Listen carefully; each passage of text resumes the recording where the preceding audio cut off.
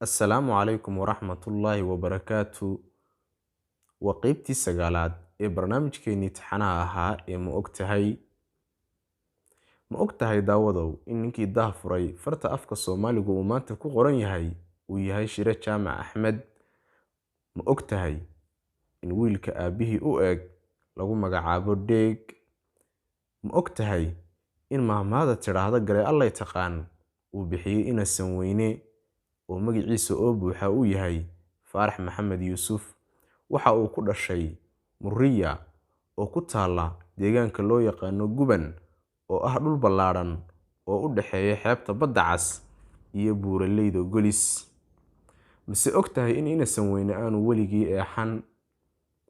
Ma ogtahay in dumarku ka xasuus badan yihiin ragga xagga dhacdooyinka nolosha. Ma ogtahay in sanka iyo dhaguhu ay yihiin labada xubnood ee keliya ee qofku inta uu nool yahay kora.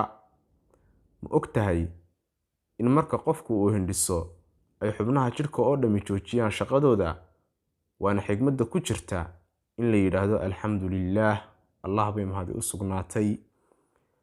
Ma ogtahay in caalimkii xisaabta ku soo daray tirada eber uu ahaa Al-Khawaarizmi oo ahaa caalim muslim ah.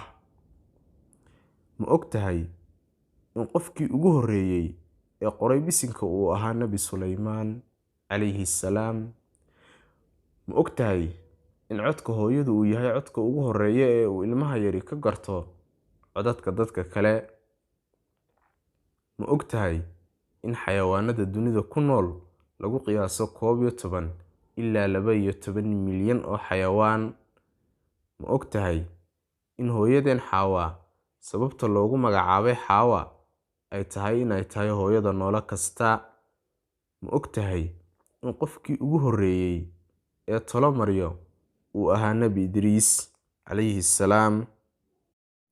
Ma ogtahay in magaalada Baqdaad uu dhisay khaliifkii muslimiinta ee Jacfar al-Mansuur.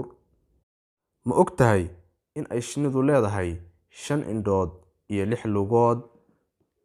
Ma ogtahay in haddii quraanjadu ay gasho sanka maroodiga uu maroodigu dhimanayo. Ma ogtahay in ay quraanjadu tahay xasharaadka ugu cimriga dheer waxaana cimrigeedu gaadhaa 7 sano. Mise ogtahay in ay quraanjadu leedahay 5 indhood. Ma ogtahay in 6 waddan ee dadka ugu tirada badan ee caalamku ay ku nool yihiin ay yihiin kuwan: waddanka China, Hindiya, Maraykanka, Indonesia, Brazil iyo waddanka Pakistan. Ma ogtahay in rahu uu yahay xayawaan dhinac walba qoortiisa u leexin kara. Ma ogtahay in xayawaanka keliya ee awooday inuu calooshiisa dibadda u keeno uu yahay xidig badeedka. Ugu dambayn, waxaan jeclaystay inaan maanta intaas idinla wadaago. Tan iyo kulanti dambe waxaan idinkaga tegayaa salaamullaahi calaykum.